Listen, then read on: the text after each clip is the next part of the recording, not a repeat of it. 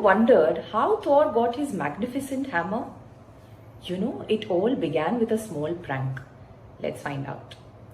One day, Loki the trickster found himself in a very mischievous mood. He cut off the long and gorgeous golden hair of Sif, the wife of Thor.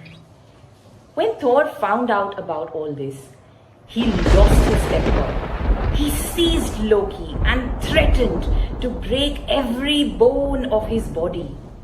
Loki begged and pleaded to Thor to let him go to the land of dwarfs. He assured Thor that the dwarfs were very skilled craftsmen and would easily be able to fashion new golden hair for Sif, which were even better than the original hair that she had. Thor agreed to it, and off went Loki to the land of dwarfs. Loki managed to get what he wanted. The sons of dwarf Ivaldi fashioned new golden hair for Sif and also built two other marvels for the god.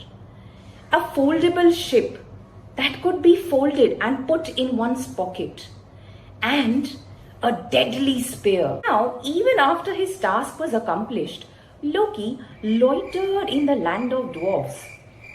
He got into another mischief. He met two other dwarf brothers, Brokkr and Sindri. Loki said to the dwarf brothers that they could never create marvels as wonderful as the sons of Ivaldi had created for the gods. Loki went on to promise the brothers that if they created marvels far better, then they could have Loki's head. Now the dwarf brothers accepted this challenge. Now Loki could get as cunning as you can never imagine.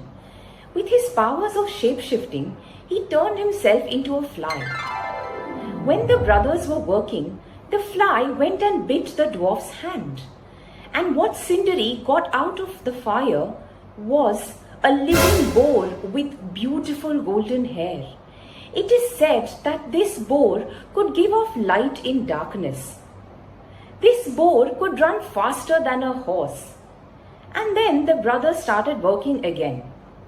Now Loki, the fly, went and bit the brother's neck. And what the brothers pulled out of fire was a golden ring. It is said that every 9th night, the 8 new golden rings fell out of this ring.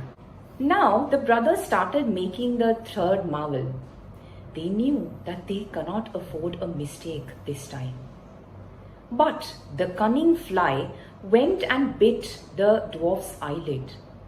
The dwarf could not see anything that he was doing, and what they pulled out of the fire was a hammer.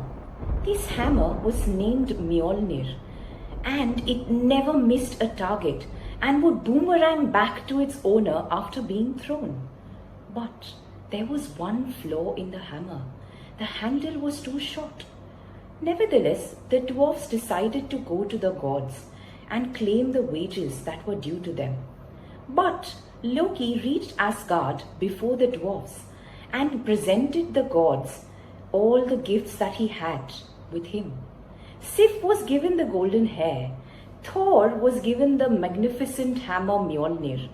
The spear and the ring were given to Odin, and the wild boar and the foldable ship were given to another god called Freyr.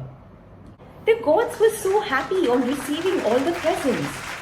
And then the dwarfs threatened Loki to give his head as per the deal. Loki laughed cunningly and said to the dwarfs that they could sure have his head, but without touching his neck, as he had not promised his neck to the dwarfs. The dwarfs knew that they were tricked by Loki, as you cannot behead anyone without touching his neck. But, however, Brokkr and Sindri seized Loki and sewed his lips as a punishment for his treachery and went to their homes again. If you enjoyed this story, please like and share it.